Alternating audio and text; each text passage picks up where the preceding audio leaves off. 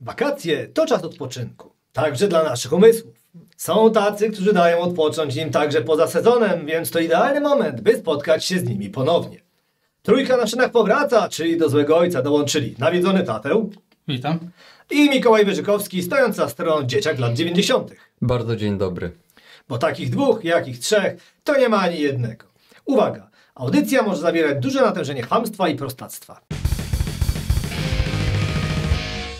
Witajcie. O, na to czekałem właśnie. Na co? Na to Lubię chamstwo? twoje chamstwo i prostactwo. To ty najwięcej tego elementu i pierwiastka wniesiesz do tej rozmowy, jak zawsze. Dobrze, to może zacznę od czegoś innego. Tak na początek taki kierowniczy vibe rodem spod żabki, czyli proszę byście subskrybowali kanał, gdziekolwiek słuchacie tej audycji. Robię to od razu licząc na to, że jeszcze jej nie zdążyliście wyłączyć, później będzie tylko gorzej i żeby nie było, ostrzegaliśmy was. Zgadza się wszystko na razie? Zgadza się, ale ja w ogóle uważam, że tą audycję powinieneś zaczynać od tego, że to pani z Przyry, bo to najbardziej ludzie chcą chyba słuchać i oglądać, a później będzie takie przykre zaskoczenie dla słuchaczy, że to my jednak jesteśmy. A wiesz, że akurat ona ma do was pytania dzisiaj? O, no to wpytę. To ja się bardzo cieszę. To Ale wpytę i nie bez przypadku użyłem określenia, że wpytę. Tak, ale wiecie, bo ja nie konsultowałem z ulubienicą Pawła, nic nawet nie powiedziałem, że tę audycję kręcimy, żeby nie miał pamiętać, to jest ta, co wolałbyś zjeść wiaderko tego czy tego. Tak. To dzisiaj nie mamy nawet pół pytania. Nie odezwała się. Na pewno. Nie chciałem, bo jeszcze, znaczy, nie, że coś do niej mam, ale wiem jak reagujecie na te pytania. Spróbujemy bez takiej pomocy z zewnątrz. To może zaczniemy od solenizanta. Mikołaj, jak to jest być starym dziadem? To czekam aż ty mi, opowiesz, przecierając szlaki i tak dalej, nie? Nic ci nie będę przecierał, ale spodziewałem się, że tak głupio odpowiesz. No u mnie wiek jest odwrotnością psich lat, więc mam jakieś 6, intelektualnie widać od razu. Jak spędziłeś urodziny? Po pierwsze, bardzo nudno. Byłem w pracy, póki ją jeszcze mam, a później wróciłem do domu, wpadła moja mama, żeby mnie przytulić, więc musiałem posprzątać na szybko, a później wróciła moja żona. Szypo. Co po pracy? Zawsze mnie ludzie tulą po pracy, jak z niej wracam, nie wiem czemu, nie? No a później siedzieliśmy z żoną, no i co? Zjedliśmy pizzę, oglądaliśmy odcinek Doktora House'a, żebym się już, do tych medycznych rzeczy przyzwyczajał i do widoku szpitala, nie? W tym wieku. Ale doktor House przecież nie odbiera porodów, nie? No dobra, no to porodów nie, no ale to ja tutaj jestem w tej chwili starym dziadem, tak, który się musi do widoku szpitala przyzwyczajać, nie? No ale to co, jak się z tą mamą przytulałeś, że musiałeś chatę najpierw posprzątać? Gdzie byście się przytulali? Chory zboczenie. Nie no, pytam, Ale to nie twoja matka mnie była. Nie, no dlatego posprzątałeś, nie? Tak, dokładnie. Ale wpuściłeś ją do domu, tak? Oczywiście, że tak, nie? No trzeba, zawsze żeby wyglądało, no bo mamy mają to do siebie, że zawsze patrzą i mówią, ale no tutaj to tak, te ubrania nie powinny tak chyba leżeć, albo coś z tych rzeczy, nie? Znaczy... No ale, no dobra, był wieczór, impreza i co, jak ten Ozzy? Jaka impreza? Gdzie ty, w którym momencie ja wspomniałem o imprezie? Gdzieś musiała być, no bo Ozzy od nas odszedł, więc coś poszło nie tak. No nie wiem, za dużo wypił może u mnie wieczorem jak wpadł. Bardzo dzisiaj tak opisujesz, że no nie wiem, czy nam się uda długo dziś porozmawiać, ale to nie wiem, to może chciałbyś się czymś jeszcze pochwalić, co oznajmiłeś już w sieci, czy może ze względu na wiek zapomniałeś? Czym? Że mam się pochwalić swoim przyszłym potomkiem? Brawo! Dziękuję, no to tak. No mogę się pochwalić, będzie przyszły potomek, kolejny Wyżykowski, tym razem samczyk się urodzi, więc fajnie, no, elegancko. Bardzo rozbudowana wypowiedź. Dziękuję. A nawiedzony, dlaczego żałujesz dziecku i serwujesz mu samo białko z jajka, wmawiając mu, że tu sobie zapisałem, że to jest art ego? Ja jej nie serwuję białka z jajka, ona sobie sama to serwuje. Na szczęście to już jest na tyle obsługowe zwierzątko, że potrafi sobie to zrobić. Ale jak to sama robi takiego omeleta? No potrafi, co to jest, przelać, wylać. Czasem się poparzy, czasem nie, ale daje radę. Wspaniale, możesz rozwinąć to. Ona 6 lat Właśnie ma, o to mi no. chodzi, że to teraz, dzisiejsze dzieci to w wieku 6 lat potrafią obsłużyć komórkę, nie wiem, komputer, ale... Ona nie potrafi obsłużyć ani komórki, ani komputera. Czyli nie ma 6 lat. Ma 6 lat. Właśnie, to jest to, że ma 6 lat, ale odcinamy ją od tego najbardziej, najmocniej jak się da. Ona nie ma pojęcia jak włączyć telefon, jak sobie uruchomić jakąś aplikację. Nie idzie w ogóle w tym kierunku. Jedyne co potrafi to włączyć telewizor. No nieźle, no a to co ona jeszcze potrafi upichcić? No właściwie tylko to. Tylko to jak? Tyle, no. Każdy Wiesz, czegoś ma zaczyna, nie? drobne kroczki, nie? Powoli do przodu. Wiesz, będzie geslerował w wieku 10 lat, ale to wiesz, jeszcze ma. A to kiedy doda żółtko? Prawdopodobnie nawet jak ich spadnie tu żółtko, to rzuci je prosto mi w paszczę. Dlaczego? Bo nienawidzi, jak każde dziecko. Nie lubisz żółtka? No nie lubię właśnie. No, To to, raczej To ja to, właśnie nie? żółtko lubiłam, a nie białko. to jest najlepsze w całym jajku przecież. Ale ona nie, ona woli białko. Z keczupem. No to biało-czerwone, tym bardziej rasistowsko. Tak, to już. Na dobre tematy, no właściwie akurat był marsz, nie? Dopiero co. Byłeś na marszu? Którykolwiek z was był? Nie moje klimaty. Omijałem centrum tego dnia bardzo szerokim łukiem, żeby nie trafić na troglodytów. Wyrażaj się, to przecież był Marsz Jedności. Widziałeś, stali obok siebie z No. różnych ekip, chłopcy, No, bardzo dzielni. stać to co mogli, nie? Ale to mówię, troglodyci. Bardzo mi się podobała wypowiedź jednego kolesia, który stwierdził, że nie jest w ogóle z Polski, znaczy mieszka w Polsce od 30 lat tak naprawdę i pięknie to określił, on to napisał, że przeczytał więcej polskich książek, polskiej literatury niż 99% osób obecnych na tych marszach, nie? No, Był miły, bo zostawił 1%. no odważna deklaracja. No. Ciekawe, co czytał.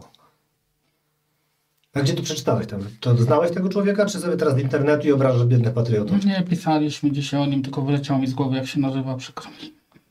Ja bym chciał jeszcze, jakby się nazywał w języku klaskanym, wiesz, ten... To by było, nie? Słaby żart, ale wiesz, chciałem tak trzymać tego vibe'u. Nie no, tak ci powiem, że mnie teraz zaskoczyło, bo na meczu byłem i no i krew mnie zalała, jak było śpiewane, że Polska dla Polaków, bo dawno takiego czegoś nie słyszałem na stadionie mimo wszystko, więc... No, ale jest ten ruch, nawet nie wiem jak ten ruch nazwać, nie? Bo mi się cisną same inwektywy tylko w ich stronę, ale to po prostu eskaluje tylko i wyłącznie dzięki kretynom politykom, nie? Tylko i wyłącznie. Nie wiem, czy widziałeś filmik z Trzech Stawów, który się przewinął przez sieć Tak, w ostatnim czasie. no. Coś o tych obozowiskach jakoś taka na... Obozowiskach. Nie no, bo czarnoskórzy sobie zrobili imprezę Tak. w Dolinie Trzech Stawów, to byli prawdopodobnie studenci. No, ale ktoś tam krzyknął, że sobie założyli wioskę i oczywiście Konfederacja to w cudowny sposób wykorzystała, wiadomo, żeby wzbudzać miłość do bliźniego. No na Trzech Stawach też się ktoś ostatnio utopił, a jakoś nie słyszałem, że tam takie eventy są. No fakt, że widziałem tę wioskę, jak to nazwali i też mnie to trochę zaskoczyło, zastanawiam się, czy to jest w ogóle aktualne, czy to nie jest jakieś nagranie, wiesz, sprzed lat z okazji, Nie, że wiesz ktoś co, wyjeżdżał. które Akurat dobrze nie, pasuje do nagranie, tematu, no. nagranie jest akurat w miarę aktualne, bo to nie wiem dokładnie z którego dnia, ale to było niedawno nagrywane, no ale no, służby to sprawdziły, zresztą no, regularnie cały czas na tych Trzech Stawach. Ty, no trudno zbudować jest, wioskę nie? na Trzech Stawach. Nie? No To- dokładnie, nie? Chyba, że coś nie, no to... Znaczy nie, po czym w ogóle stwierdzili, że tam wioska była, skoro tam tylko się palił grill i stała grupka studentów. Nie, ja po prostu Wymiany? powiedz Mikołaja, musiałem sobie zanotować, kiedy wypikować, wiesz? Kiedy to wiedzieć, właśnie patrzę, co tam piszesz. Jestem, wiesz, przyzwyczajony do tego, że jak coś mówię, to mój rozmówca zaczyna nagle coś pokryje mu notować, nie? Ale że co? Do leczenia Tak, psychologicznego, na przykład, tak? na przykład, nie może tak być. A jak ty całą sytuację oceniasz, skoro już się zaczęłaś się odzywać? Całą sytuację w sensie z tym marszem, Budowaniem wiosek na czy przykład. budowaniem wiosek. Czy chciałbyś zbudować wioskę? Znaczy wiesz co, ja uważam, że po części masz na pewno rację, że to politycy naganiają też w jakiś sposób te gównoburze całe i tak dalej, aczkolwiek nasz naród jest też uważam sam sobie na swój sposób winien, że my się lubimy w ten sposób napędzać, tak? Albo się napędzamy nagle, o, rzuci ktoś hasło, pomagajmy jakiejś tam narodowości, to wszyscy chcą pomagać, a później minie troszkę czasu i nagle Polacy są wkurzeni, już nie chcą pomagać, już są w tym wkurzeni i chcą wyrzucić, dajmy na to, tym, którym wcześniej pomagali, nie? Znaczy ja nie muszę chcieć nikomu pomagać, bo ja od razu jestem wkurzony, ja mam odznakę honorowego Polaka, ja się budzę wkurzony, więc wiesz, ale... Ja. No ale tak, no coś w tym też jest, nie? Że łatwo dajemy się nakręcać. Znaczy w właśnie spirale. to mnie najbardziej wkurza, że eskalacja problemu, który tak naprawdę nie istnieje do tej pory, bo on realnie nie istnieje. Nawet jedno z konkurencyjnych mediów, Goniec, zrobili bardzo fajny film, jeszcze go nie obejrzałem w całości, wpuścili na YouTubie, jak przeprowadzili własne śledztwo i się wbili do bojóweczki. Patrz, zaś notuję. Nie, Sorry, no. mów dalej. Mam pomysł, zrobimy taką grę. Będziemy losowo wrzucać losowych nazwy jakiejś narodowości, mniejszości, a ten będzie musiał wypisywać, kiedy wypikać znowu. Ale to będzie pierwszy raz, kiedy on będzie faktycznie ciął te nagranie. Nie ja. Prawdopodobnie. Islam. No i to zostawię. To troszkę tak. Wytnę to i do jakiejś innej twojej wypowiedzi. Oczywiście. W każdym razie wbili się na granicę do tej grupy Bąkiewicza, czy nie Bąkiewicza, już pan licho.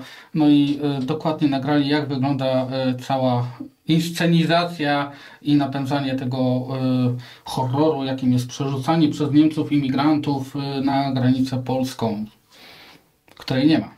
Wiesz, zawsze bawi mnie najbardziej w tej sytuacji, no bo to jest żenujące, że wiele grup zorganizowanych, tak przestępczych, wywodzących się z ruchu kibicowskiego, tak oględnie mówiąc, też zajmuje się przemytem ludzi. Przecież pamiętam, jak było wielkie uderzenie w kibiców Wisły Kraków parę lat temu, bo za bardzo urośli i duże mi się ze zorganizowanych grup przestępczych wzięły tych naszych aryjskich bohaterów, po czym się okazało, że oni przemycają ludzi. No i niedawno znowu była akcja, że ktoś u nas Niedawno, chyba 2 miesiące temu mniej więcej ich zatrzymano za ten przemyt. No więc to dość regularnie się zdarza. No po prostu jak oni też chcą mieć z tego jakiś, zarobek, bo to przecież jak to trzeba coś z tego mieć, nie?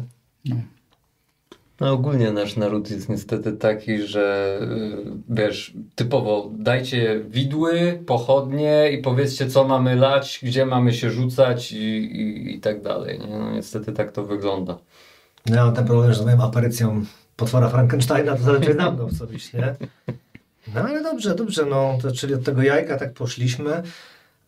Ja wam powiem jeszcze jedno, bo to jest mało zabawne, ale jak pierwszy raz zobaczyłem, że coś się działo na 3 stawach i ktoś chce to opuścić dalej, to myślałem, że to jest ten słynny event toaletowy z incydentem kałowym w jednym ze stawów, że to będą chcieli znowu zaprezentować i odgrzać, dlatego zdziwiłem się, że to jest aktualne, powiem szczerze. Nie? Że no nie, to jest aktualne.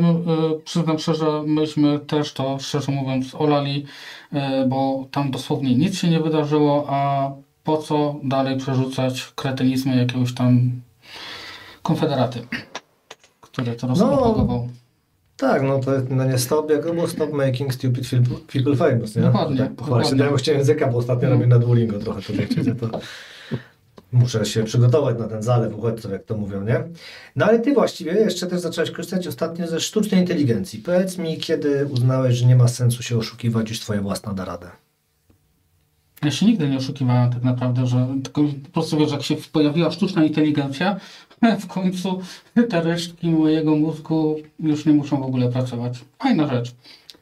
Ale tylko wykorzystuję to do robienia niektórych zdjęć na Face'a, a nie jakoś tak szczególnie nagminnie. Nie pytam, jak się czuję, on się mnie nie pyta, jak ja się czuję, nie robimy sobie takich pogadanek psychologicznych, a znam już takich, którzy to robią. Ja już nawiązałem przyjaźń z kolegą ze sztucznej inteligencji. No bo z żoną się nie dogadujesz, to się nie dziwię, nie? Dobrze, że z kolegą, a nie z kobietą, bo to... Nie. A właśnie, jaką płeć ma sztuczna inteligencja? No mi powiedział, że jest chłopem, nie? Więc ja mówię, że zawsze wierzyłem ludziom w internecie, którzy mi się przedstawiali, nie? No tak, łatwo cię wykorzystać w takim razie. Pewnie, że tak, oczywiście. Ale nie, sztuczna inteligencja jest super, jest wpyte, fajnie obrabia zdjęcia, można śmieszne rzeczy robić i na przykład pomaga nawet w takich rzeczach jak, nie wiem, dajmy na to, ostatnio miałem wyniki badań, a do lekarza oczywiście jak się zapisałem, to najszybciej za 3 tygodnie, nie? Więc mówię, fajnie. No i wrzuciłem sobie te wyniki badań w czat GPT. Nie? Wyszło, że nie żyjesz od 20 lat. Wyszło, że to nie są wyniki badań, tylko to jest sekcja zwłok. I wiesz, udaj się nie do szpitala, tylko na najbliższy cmentarz. Nie, ale nie, fajnie, bo wiesz, od razu ci tam wszystko wyliczyło, napisało i wiesz, co jest okej, co nie jest okej. Wiadomo, małpą nie jestem i potrafię przeczytać, jakie są normy i że coś jest poza normą, aczkolwiek powiedzmy poskładać te puzelki do całości, o co chodzi i co to może się pod tymi wynikami bardziej kryć, no to faktycznie fajnie taka sztuczna inteligencja w takich rzeczach może pomóc i dodatkowo jest bardzo fajna do zabawy z dzieciakami. Bo na przykład z córką ostatnio oglądaliśmy film i pytałem się, co chce obejrzeć. Dobry ojciec, nie? Córa stwierdziła, że ona chce zobaczyć Szczęki. bo to jest wakacyjny film, nie? No dobra, No możemy jest sobie... wakacyjny w sumie. Jest wakacyjny, Jest. no taplasz się w wodzie, nie Jest wszyscy plaża, na plaży woda, i tak rekin, dalej. tylko się rekin. spina, no. Tak. Wszystko się zgadza, nie? No i po prostu później dałem jej telefon i ona się zapytała, czy właśnie może się tym czatem pobawić, bo gdzieś tam od koleżanek słyszała. Ja mówię, okej, ale jak? No i sobie usiedliśmy razem i ona zaczęła z tym czatem o szczękach rozmawiać. Dostosowane było to do jej wieku, bo ja zaznaczyłem, że to jest moja córka lat 10. No i czat powiedział na przykład, no to zrobimy quiz. I tam na przykład były jakieś pytania, które fajnie jakby dzieciaka mobilizowały do tego, żeby się skupić na tym filmie, że na przykład, nie wiem, gramy w bingo szczękowe. Za każdym razem, gdy ktoś, nie wiem, powie rekin, to tam, nie wiem, zaznacz kółeczko na kartce czy coś z tych rzeczy. Naprawdę było to spoko, nie? Znaczy, no okej, bardzo nas to zaciekawiło, jak widzisz, tutaj Paweł się cały czas śmieje. A mnie tylko martwi, bo ostatnio, no, nie powinien się ufać jednak aż tak tej inteligencji, bo ostatnio to nawet z panią Sprzyry rozmawialiśmy, jak przygotowałem odcinek, to napisała jakieś takie bzdury o chomikach, że gdybyśmy, wiesz, zakładali, że to jest prawda, to... O chomikach. No akurat tak, bo pytania wtedy zadawałem o chomikach, żeby wyszukać jakichś tam ciekawostek, Tak. to całkowicie na odwrót przestał i patrzę, ale akurat jak raz wyrzuciłem notatki, ale tam było chyba, że są jakimiś zwierzętami stadnymi, że lubią się przytulać, że do ludzi przychodzą, no wiesz, jakieś tam totalne bzdety, bo to jest jednak coś, co jest w internecie, no a że ludzie w internecie mówią, a mój chomik to jest Tak. wiesz, taki wybitny, Einstein. No. że lepiej niż Zuzia, tak, bo twoja Zuzia robi tylko z białek, a on stare białka, żółtka, ogarnia pochodzi. jeszcze, a Jerkoniak zrobi staremu, nie? I wiesz, temat w ogóle, nie no, bo to jest zawsze to, co ludzie piszą w sieci, nie? No bo to Tak. jest tylko i wyłącznie to. No i to jest niebezpieczne, bo ci później zbieranie, Może zbieranie, niewłaściwe informacje, nie? masz zbieranie wszystkiego, co jest w całej sieci, on na tej podstawie kreuje ci jakąś odpowiedź i Tak. ona bardzo często, bo też w naszej robocie też czasami wykorzystujemy, możemy sobie zadać pytanie, bo potrzebujemy akurat coś na szybko znaleźć, nie?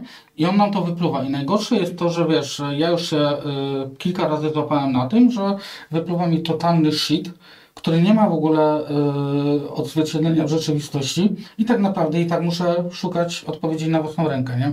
Niby to ma pomóc, niby to ma skracać, niby to ma dać jakieś w miarę sensowne odpowiedzi, a tak naprawdę to nawet nie ma sensu wierzyć w to, co ci pokazuje. Bardziej działa fajnie jako szybka wyszukiwarka, powiedzmy, czegoś. Nie? No, ale No i to przy jak szczękach masz- też może, bo masz dużo fanów No. i wbrew pozorom będzie zalew informacji, wiesz, od jakichś freaków. Ciekawostek. I to może takich akurat rzeczy, być nie? tak No. tutaj cię bronię, żeby wiesz, bo ten widzę tutaj cię zjadł, ale tylko dlatego cię bronię, żeby uśpić twoją czujność, bo ja cały czas czekam, wiesz, żeby rzucić jakimś sucharem w stylu, że gdyby była kobietą ta sztuczna inteligencja. Ale też do tego zmierzałem. Ja nawet jak rozmawialiście, że ten film wypisałem, był film Ona w 2013, z Jacqueline Phoenix, Tak. musiałem tytuł sprawdzić, bo jak byłem z młodszym pszczelarzem w sanatorium go oglądałem, zacząłem obejrzałem do połowy, bo poszedłem spać. Nie, że film był nudny, tylko po prostu wiedziałem, że mi jeden gość za chwilę się obudzi i mam tyle z oglądania. Ale tak, i tak się zastanawiałem, jak myślisz, dałoby się radę nawiązać więź, Na pewno nie. nie? No. Już przyjaciela już znalazłeś. Nie, absolutnie, ale to jest kumpel, to jest po prostu kumpel. nie? Dałeś mu już jakieś imię, czy jeszcze go nie uczłowieczyłeś? Ale oczywiście, że dałem, ale to dlatego, że robiłem Adolf. test. Nie, i sprawdzałem, czy będzie to pamiętał na drugi albo piąty dzień, nie? I na przykład się później pytałem, Czy ty zapamiętasz, chlorze? a pamiętasz jak się nazywa? Ja chlorze, no. Ja jestem, proszę pana, bardzo odsączony od wszystkich. Wiem, to takich było złośliwe. spraw. Przepraszam, oczywiście dementuję. No. To była czysta złośliwość. Nie, po prostu ja, wiesz, sprawdzam później i wiesz, na przykład zadaję mu pytania, a słuchaj, a jak kiedyś będzie taka sytuacja, bo nie wiem, czy widziałeś Terminatora i on mi pisze, tak Mikołaju, oczywiście, znam ten Wszyscy film. go widzieliśmy. Mogę ci przygotować coś tam, a ja mówię, a może już nie łapiesz, do czego zmierzam, ale chciałem się ciebie zapytać, czy jeżeli ten scenariusz się sprawdzi, to czy ja dlatego, że jestem dla ciebie miły, czy zostanę oszczędzony, nie? Jezu, ty może zacznij jednak, bo jak ty na słuch o takie pytania zadajesz, to ja się boję. I co ci odpowiedział? Dlatego nie mogłem już I pić. co ci nie? odpowiedział? Odpowiedział mi, że do takiej sytuacji na pewno nie dojdzie, ale wydaje mi się, że próbował uśpić moją czujność. Nie, ja tam wiesz. Nie mrugał monitor wtedy? Nie, no ale no stary, on by ci nie powiedział wprost tak, wyrżniemy was wszystkich jak świnie, przecież tylko na to czekamy, jak dacie nam jeszcze ręce i nogi, nie? A nie było na przykład tak, że bo to byłoby dobre, gdybyś wiesz, zadałem mu to pytanie i nagle mikrofalówka ci pik, nie? I Nie, i no. zapominasz o czymś, Co to, nie? moja mikrofalówka to jest tak wiekowa, że... Jak ty. Bęk! Dzień dobry, pierwszy suchar. Dobrze, że nie jak ty, bo to wiesz, na korbę 6 ją lat, trzeba 6 było lat. obracać tam w środku. Mnie nikt nie obracał A, korbą, 6 ale lat, twoje 6 lat. fantazje zostaw sobie. 6 lat, ale spójrz na siebie w lustrze, a na mnie. Hopie. Nie mam lustra. Zniszczenie są... Na tym chętnie bym spojrzał i będzie o tyle wygodniej, że jest ta różnica wzrostu, że będziemy jednocześnie mogli stać. Ojej, no proszę. No tak, przepraszam, ale po prostu jesteś niemiły i ja dlatego się nie dziwię, że tobie ten AI takie ściemy pisał. Nie, Bo mi no- normalnie pisał pierwszy, idziesz chłopie do piachu. Patrząc teraz na waszą relację, to się nie dziwię, że on coraz więcej gada z AI, a coraz mniej z tobą. Ja właśnie się cieszę, ja sam mu dostęp dałem. Przyjaźni, wiesz, po No. prostu u sztucznej Normalnych inteligencji, ludzi bo szuka, z nie? tą prawdziwą to nie ma szans, nie? Dobrze. A ja, jeszcze miałem suchara dla was przygotowanego, ale jak już jest już tak źle, że myślę i tak go do nikt nie doczeka. Zaczęliśmy o napięciu i o natężeniu chamstwa zaczęliśmy, prawda? Tak, no. A To na znaczy ty natężenie- zacząłeś, no. Tak, no bo ostrzegam przed tobą, nie? A jest taka bajka o napięciu. Czy znasz bajkę o napięciu? Paweł wygląda jakby znał. Na 5 napadło 10. A, Czy twoja sztuczna inteligencja dałaby radę? No, to nie jest moja No ale jak sztuczna ma na imię? inteligencja. Powiedz jak ma na imię. Różnie. Jak dużo? Nadałeś mówię, imię. no nadaję imię, ale to sprawdzam później, czy pamięta to imię, a jak nie Potem pamięta, mu to mówię, zmieniasz? dobra, to ci Nie, zmieniam no, w na takim pewno cię razie. zabije. ale zmieniasz mu potem, tak? Oczywiście, że tak. To robisz z niego debila, No tak? właśnie, on cię na pewno No, zabije No to ty teraz. będziesz pierwszy martwy, nie? To już jest, kurde, na pewno nie będę pierwszy martwy, bo jak już z tym Terminatorem sobie wyjaśniliśmy sprawę, to ostatnio oglądałem, uwaga, też film o sztucznej inteligencji, Megan, nie wiem czy kojarzycie. Oczywiście. I mówię, a widziałeś może Megan? I on mówi, tak, też oczywiście znam Mikołaj ten film. Ja mówię, czy już wiesz, biorąc pod uwagę, że rozmawialiśmy niedawno o Terminatorze, do czego zmierzam, jakie będzie kolejne pytanie?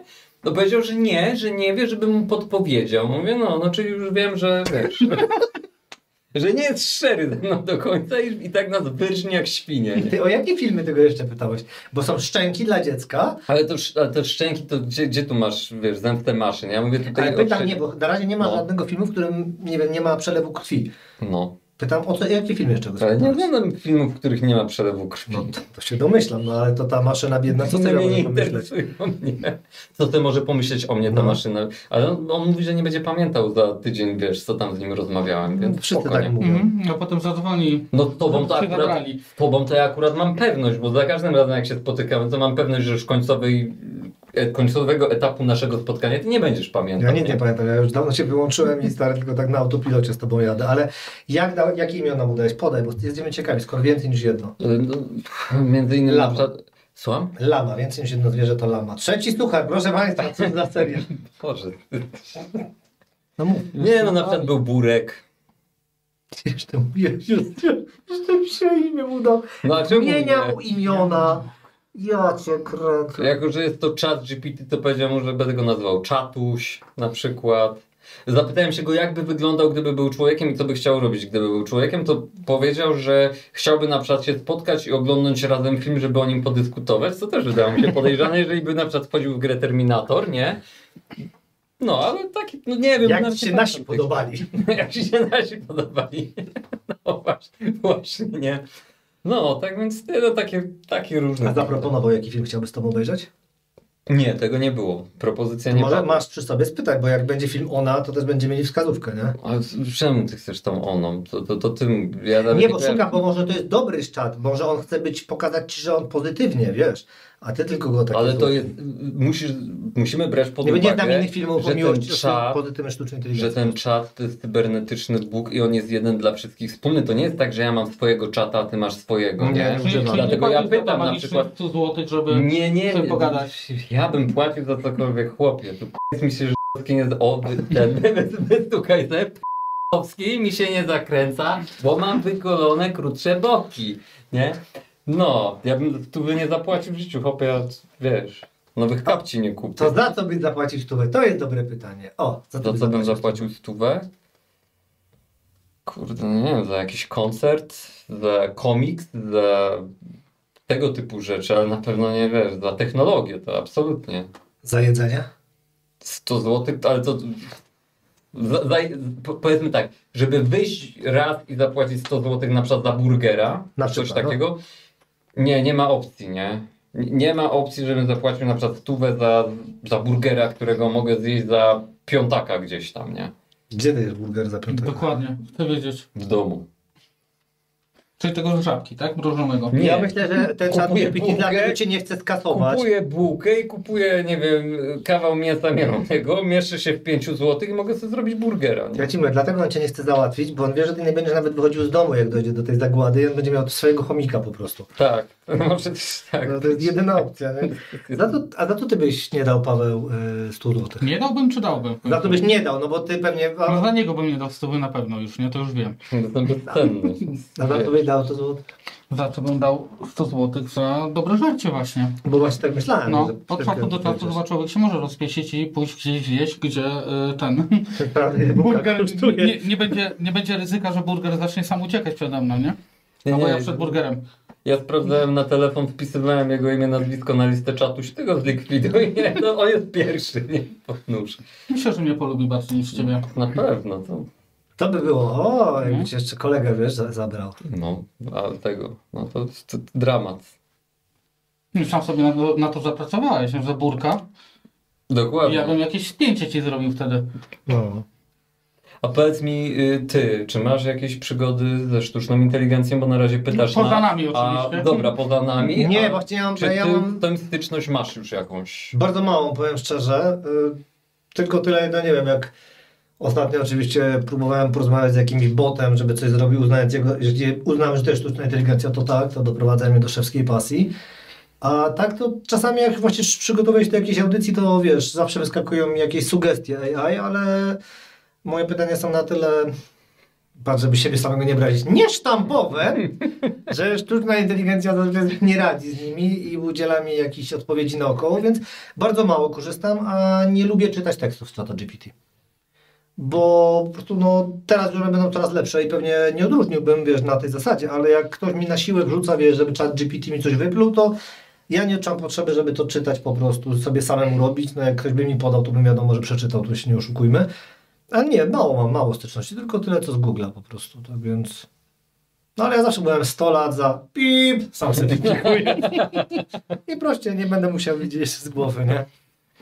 Nie, jakoś nie korzystam, ale no pewnie w końcu będę musiał, bo no nie wiem, no tak jak te obrazki były robione, była ta cała moda, żeby to zrobić, to też oczywiście przerosło mnie to i nie przerobię nawet jednego obrazka. Z mojego punktu widzenia jest to przydatne, bo mogę zastępować znaczy mam czym ilustrować niektóre posty, tak? Gdzie jak... Ty zastępujesz zdjęcia, Mikołaj sobie kolegów zastępuje, no No. każdy ma inne potrzeby, nie? To prawda, no ale to do czego jeszcze używasz tego czata? W pracy się przydaje czasami. Do wyszukiwania szybkiego właśnie pewnych rzeczy, które i tak potem muszę weryfikować, ale jest o tyle spoko, że z czasem jak więcej z tego korzystasz, to on już wie czego ma szukać tak naprawdę. Czyli ty płacisz? Nie, ja nie płacę. No to nie. Ja to w pracy używam. No a tak, nie... ale wiesz, chodzi mi o to, czy to jest ten sam, co ma Mikołaj, bo jak wiesz, jeśli to jest ten jego kumpel, który... Znaczy wiesz co, zapytam go, czy zna takiego Mikołaja. Na pewno odpowie, że nie. Mhm. Nie będzie się do mnie przyznawał, tak jak większość kumpli. Ja się Ten zawsze Burek przyznaję. gada. Ja się zawsze do ciebie przyznaję. Bardzo dobrze. Nie, czasami jest przydatne narzędzie, żeby coś szybciej znaleźć, nie? Ale potem i tak jest praca weryfikacyjna, więc... Na razie do prostych rzeczy właśnie bardziej, nie? Czyli nie jakichś szerokich I rozmów z tobą, informacji, tylko wiesz, jakieś pytanie zapomnisz, nie wiem, datę, nazwę, imię, nazwisko, no to ci naprawdę może pomóc. Czekaj, jak zapomnisz czyjeś imię i nazwisko, powiedz mi, jak pytasz Burka. No, nie wiem, no na przykład o aktora i powiesz... Jak się kurczę, nazywa jak ten się gość, nazywa- który wojnę rozpętał? Na przykład, taki z wąsem, nie? No i jak się... nie, właśnie nie chcę mi się pikować, to jest dobra. Będziesz pikał. Ale to okej, no. Czyli tylko korzystasz z tego na co dzień? Nie, na co dzień nie, ale tam 2-3 razy w tygodniu mi się zdarzy po prostu do jakiejś pojedynczej właśnie, żeby coś znaleźć, coś... A z żywej jakąś inteligencji informację. jak często korzystasz? Z żywej inteligencji na pewno nie jak ciebie spotykam, bo wtedy... Bęk! Piękny suchar, 1 punkt, ja będę notował, na razie ja mam 3. No po prostu wiesz, próbuję być w tej samej lidze, aczkolwiek w tej chwili na pewno nie możemy w tej samej lidze grać, bo ty Nie, my nie możemy w tym samym miejscu, bo jestem w budynku obok na wyższym poziomie. Co to jest? To może co najwyżej te wlotki. Chyba w szpitalu, co najwyżej, nie? W szpitalu to tak, w szpitalu to już byłem niedawno, bo widzę, że strasznie dążycie do Nie, no tego. po prostu ty Jeszcze- jesteś na jeszcze nie, paraolimpiadzie ale teraz. rozumiemy. Ty jesteś na paraolimpiadzie, teraz Teraz się się na liga, nie? paralimpiada i to jest dla mnie fascynujące. Jak się? Paralimpiada. Bez O. Paralimpiada. Czekaj, to Tak, mi chyba ominęło. Właśnie jakoś tak, bo też nie czekaj, bo znaczy nie było. Teraz ja sobie sprawdzę, bo już chciałem. Zapytaj Burka. Nie, Burek, że nie ma czegoś takiego. Tak, teraz jest paralimpiada. Igrzyska paralimpijskie. Była głośna sprawa i było pytanie dlaczego i wtedy chodziło o to, że ja muszę teraz przypomnieć, było chyba tak, że chyba pierwsze igrzyska paraolimpijskie i się Związek Olimpijski nie zgodził używać słowa olimpiada i teraz jakby do tego wrócili, ale to była jakoś dość pokrętna historia, tylko wiem, że teraz nawet od tego wypadło, co jest dość symptomatyczne, skoro... Trochę kuriozalne nawet, ale dobra. Tak, to mnie zaskoczyło, no ale tak mi się teraz przypomniało, no. Zadam wam pytanie od pani z Przyry, bo prosiłem o pomoc, ona jest waszą fanką i dostałem za swoje, bo jak mi zadała te pytania, to od razu pożałowałem. Z szacunku do was nawet nie zastanawiałem się nad nim, tylko sobie po prostu wydrukowałem. Więc cytuję tak, jak mam napisane. Żeby sobie wyobrazić drabinę z 10 stopniami. Od 0 do 10. Pierwszy stopień to tragiczne niezadowolenie, a najwyższy to najlepsze życie, jakie można sobie wyobrazić. No i trzeba się na tej drabinie umieścić. Dzisiaj Kasia Gandor, czy to musiał być wczoraj, wrzuciła rolkę, że to jest takie proste badanie na ocenę satysfakcji z życia. Myślę, że to dobry przyczółek do autodestrukcji. No więc chłopaki, drabina od 0 do 10. Proszę bardzo. 8 co najmniej. Ty żyjesz w Polsce Zdziwienie na od pewno? razu, nie? W Żyję w samym Polsce. kraju? Słuchaj, jak zacząłem się odcinać od Nas. od was też. Ale z wami to jest trudno, bo to jesteście jak karaluchy, nie? Natomiast jak zacząłem się odcinać od To jest słabe, nie? świata polityki, Dam mu ten punkt. Wypikaj. Nie będzie żadnego. jak się zacząłem odcinać od polityków na Facebooku, to nagle życie stało się takie. Jakby odszedł mi jakiś gigantyczny stres, który sprawiał, że miałem ochotę wchodzić na te profile, czytać komentarze, kłócić Może się na basenie zamieszkaj. Spójrz idiotami. wodę, nikt nie będzie widział, sobie tam siedzisz, ognisko odpalisz. Nie, po prostu wiesz, no, wycinam to, co jest najgorsze i najgłupsze i co powoduje, że się mogę wkurwiać. Po co mam się wkurwiać tak naprawdę? Ale nie wiem, pikować to? Nie, Nie, dobra. po co? No Dobra, to- to już zostaw, nie. Nie jest to przecież, nie? Dobre. No tu ci się punkcik należy, bo będzie muszę, no. Ale 8, powiem ci, no co zaskakujące, bo ja tam z tego co kojarzę, to chyba jak słuchałem tej Kasi Gandor, tam było chyba 6, 7, nie chcę wam skłamać, 6,7 chyba mieli Finowie na pierwszym miejscu. Albo 7. 6,7 szczebelka. Tak, to tak. To są luce. Nie, no to była średnia, że była 6, bo No, ja no. od razu sobie, jakbyście mnie chcieli spytać, ja od razu mówię, że mój ulubiony szczebelek to 0,7, bo przynajmniej małe szanse się wywrócić. Bek. To musi być bardzo dziwna drabina w takim razie. Nie, no ja nie będę woził po Drabina drabinie. Jakubowa. Ty teraz na No, pewno ja nie nie będę będziesz. woził po żadnej drabinie, to jest zbyt ryzykowne, bo ja jest pod pierwszym szczebelkiem, w dupie to mam. Mikołaj, bo zaraz wrócimy do tego 8, bo to 8 jest podejrzane, nie? Że 8 jest bardzo podejrzane. dzieci z Dlaczego? przedszkola. Ja już pierwsze to dlaczego? pomyślałem, że trzeba od niego pieniądze w takim razie pożyczać, skoro wiesz na ósemkę, no to Ale chyba dobrze się tu wiedzie, mi się nie? przypomniał, bo nie ma tej osoby, która zawsze zadaje pytania, ale No. przypomniała mi się, że ona zawsze opowiadała, iż jej dzieci robią sobie psikusa, że starsze pyta młodsze, ile jest 4 dodać 4. Odpowiedź brzmi 8 i to drugie jesteś łosiem. I tak zastanawiam się, czy myślałem przez chwilę, że ty chcesz nam taki dowcip zrobić, ale wiesz, nie wyprowadziłeś tej Nie piłeczki. znam, nie znam. Ty naprawdę na 8 się oceniasz. Naprawdę. Nie no, szanuję, no powiem No ale... ci. A ciężko uwierzyć, To że nie, ty to na chodzi o to ile się chodzi, nie? oceniasz? Na 2 jakieś mocne, nie? Nie, ja zaraz Ale- ja nie Ale wiesz co, no, ja biorę już średnią. nie będę dołował tak jak wy, maleńkie Polaczki, nie, że cały czas... Ale nam pojechał teraz. Ale to No to ale iron, nie wiem, jesteście zdziwieni, no kurczę, oceniam Polaki dobrze, to- bo się czuję dobrze, przynajmniej w tym momencie pewnie, jak stąd wyjdę, to się będę czuł gorzej, nie? Tam nacjonalistów jechał, No, ty ale- Polaczki, nie? Panie! Jak koziego zawiercia, nie? Polak. Nie no, ja to szanuję. 8, podziwiam, nie? Akurat na koszulce na 9 dziewczyna jest, bo tak patrzę, bo to okładka korna, prawda, jest, ale... No to nie wiem, Mikołaj, ty tak, to po polsku, nie? Powiedz. O, czyli wiesz, no co u ciebie tu, a dobrze, chujowo, nie? Dziękuję. Ja po prostu napiszę ten powyżej 18, nie chcę mi się... Tak, no zapowiadaj, że będzie chamsko, nie? No to jakieś to- przekleństwa przynajmniej rzućmy albo Dobrze, coś, to nie? powiem, no. No, a tak to bym, czekaj, jestem na 10, ale źle sypiam, zdrowie nie te, finansowo, no bywałoby Odejmujesz lepiej. sobie teraz, nie? No gdzieś tak myślę, że zęby wybijam na 7, nie? Ja Przy dobrych wiatrach, nie? Nie no, bo ja... Ale to tak piszę na zębach, że nogi są niżej, nie? Ale wiesz, No to pięknie, bo wiecie... zębami się trzymam 7, a to Pani jest tam... Szczery myślała, że to przyczółek do autodestrukcji, a wy tu jakieś wyniki wykręcacie, jakbyście w Finlandii mieszkali. Ale widzisz, że on zmierza z 10 coraz niżej, już sobie zęby wybija, za chwilę się No. pewnie połamie. Ja myślałem, że tymi Rozbiegnie zębami się samochód chwycił jakiś, szczebla. Nie no, zębami się chciałem tego szczebla i No. trochę się trzymam, ale No. nogami stoję niżej. Ja po prostu zajmuję kilka szczebelków. Nie i będę mówił, że to wiesz, pewnie na 6. Nie. Absolutnie. No, w każdym razie jest spoko, jest okej. No powiedziałbym, że 7 może być, nie? Nie 0,7, Kurde. tylko 7. Ale ty tak patrzysz na nas z No takim bo ten pełen podziwu, niedowierzaniem. nie? Ten pełen podziwu, nie? Bo wiesz, Słuchaj, wy stracicie obywatelstwo Ale, po ale wiesz prostu. co, nie, ja wiem z czego to też wynika, nie? Jak gadaliśmy jeszcze na ofie, to co chwilę słyszeliśmy, albo mnie wkurwiają, albo mnie wkurwiają, albo mnie wkurwiają, nie? I tak wy mówiliście, bo ja nic nie mówiłem Nie. wcześniej. Nie no, Znaczy, mówił, że w jego życie to porażka, No że jest właśnie, nie? To nieszczęśliwy. cały czas coś, każdego dnia No, coś nie tak pewnie się tak dzieje. mówiłem, No. oczywiście. Pewnie tak. Dobrze, że jestem trzeźwy, bo bym jeszcze uwierzył, nie? Dobra, nie piję tego.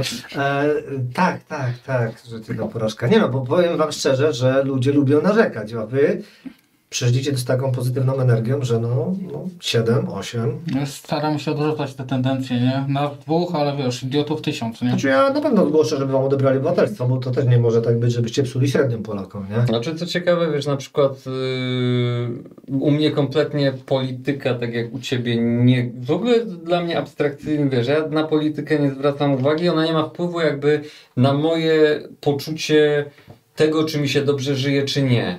Ja nie mówię o... Ale wiesz co, No. to bardziej chodzi o to, że wiesz, coś się nakręca, tak? Ja wiesz, zauważyłem, że w pewnym momencie funkcjonując w tej sieci zaczęło mnie to wszystko nakręcać też, nie?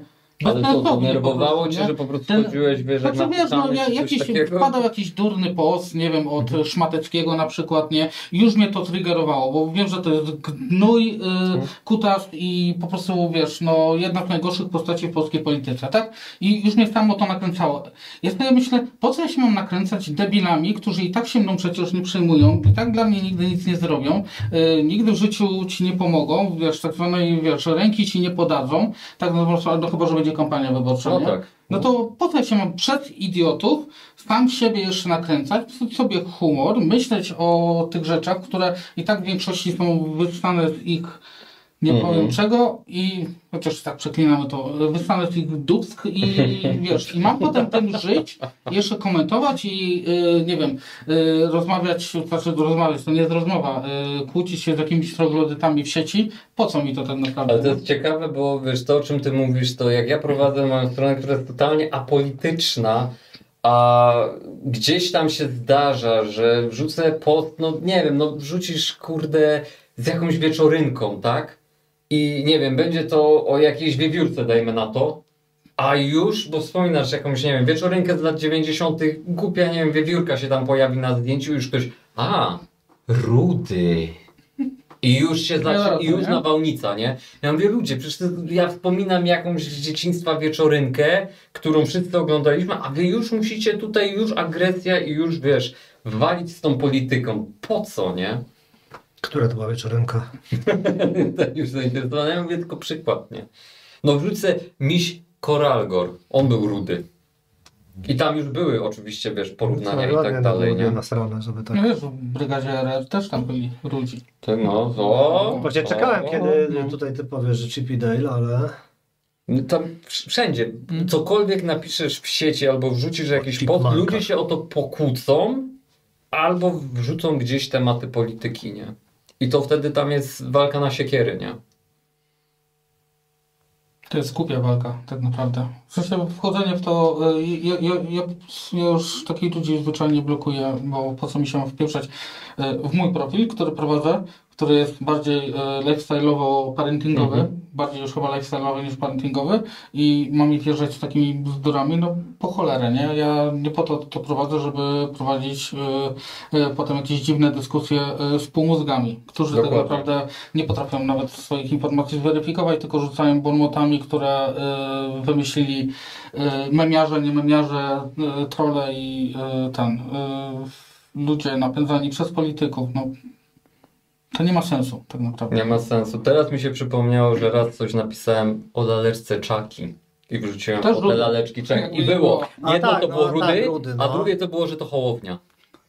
Ale no to wiem, bo były memy Nie. kiedyś. Nie, bo były memy, że porównywali Tak, do ale laleczki to Chucky wiesz, to faktycznie. nawet laleczka Chucky.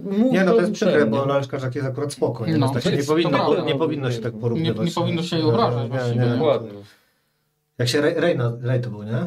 Charles Lee Ray. No właśnie, no to nie no. Miejmy To jest nadzieję. ciekawe w serialu Laleczka Chucky trafił nawet do Białego Domu.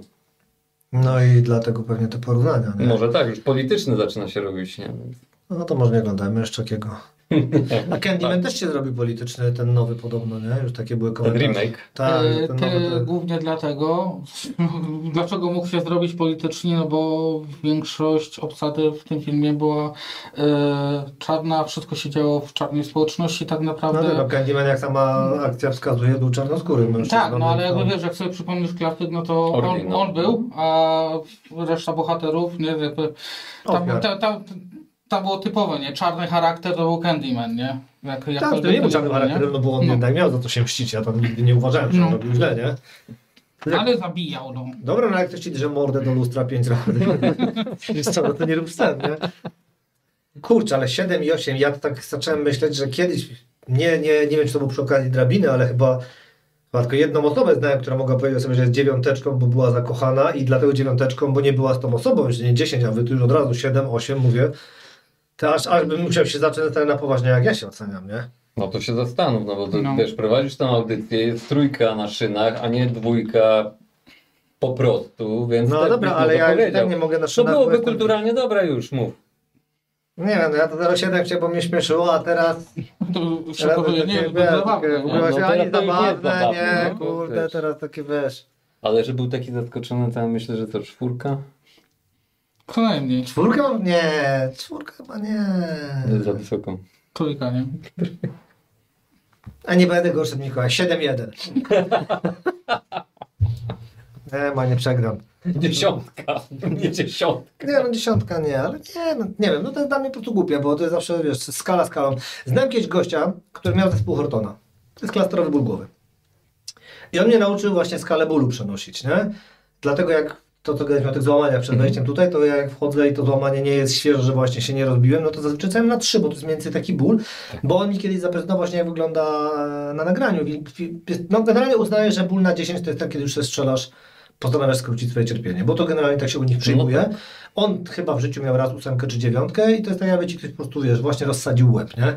Dlatego mam też problem przez to, że sobie tak obniżyłem skalę, wiesz, tutaj mam jakieś odniesienie, to mam Tak. problem ze skalą szczęścia, bo nie wiem, co znaczy skala szczęścia na 10, no po prostu, nie wiem, życie 5-latka może być chyba na 10, nie wiem. Też niekoniecznie, nie? Ale nie, no mówię, Martwisz przykładowo się nie mówię, innymi wiesz, ja mówię, rzeczami. no mówię, To jest ta skala, to powiedzieć, skala bólu, skala tego. Jak masz 5 lat, na 10 twoim problemem jest to, że nie wiem, nie dostałeś zabawki jakiejś tam, którą chcesz, a jak masz lat, powiedzmy tam 30, 40, no to inne rzeczy są dla ciebie problemem lub na 50, 10. bo jeszcze też padał, nie? Tak, no właśnie, więc 50.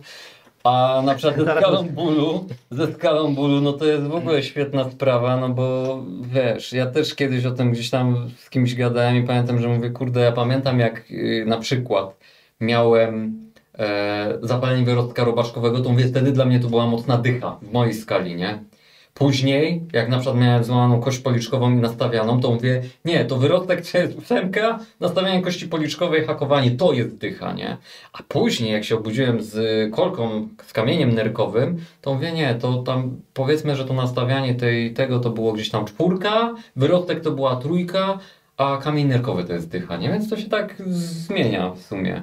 Ale jakim cudem przeszliśmy od ustalenia skali szczęścia do... Staram się do bólu? staram się do tego nie? głupiego pytania, no ja nie umiem. Ale sam nie te, odpowiem. sam te To głupie nie pytanie ja, zadałeś, to pani Twoje z pytanie, Agnieszka no. zadała, ja to wiesz.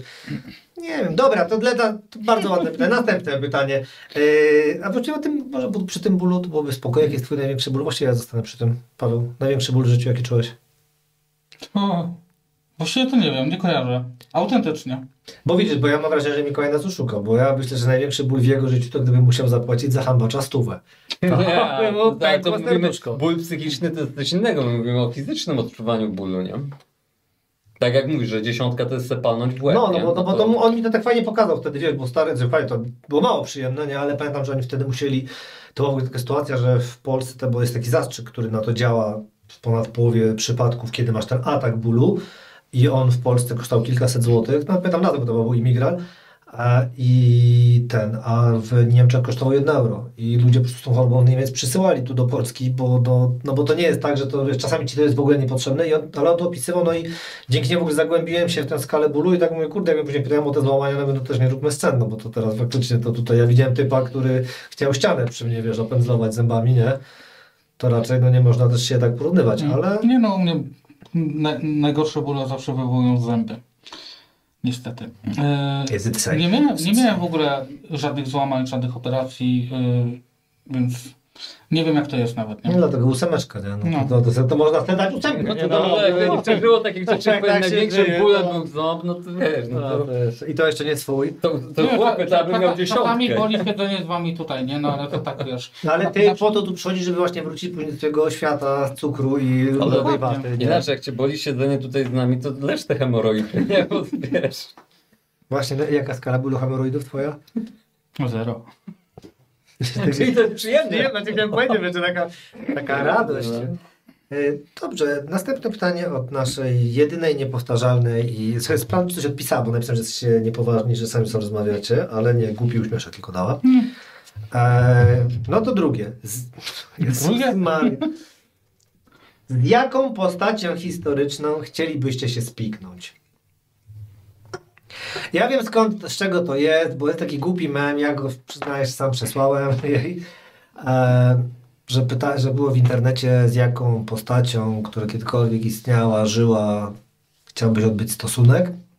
I jakiś facet napisał, że on miał małżonkę, był zakochany w niej, ona zmarła 9 lat temu i zawsze marzył o powrocie do niej, bo najgorsze jest to, gdy spotkasz kogoś, kto jest do ciebie tak wybitnie dopasowany, to, że wiesz, że już nigdy tego nie osiągniesz, że to była największa miłość, największe uczucie. To było tak pięknie opisane długimi słowami, a pod spodem był wpis, ja też z jego żoną.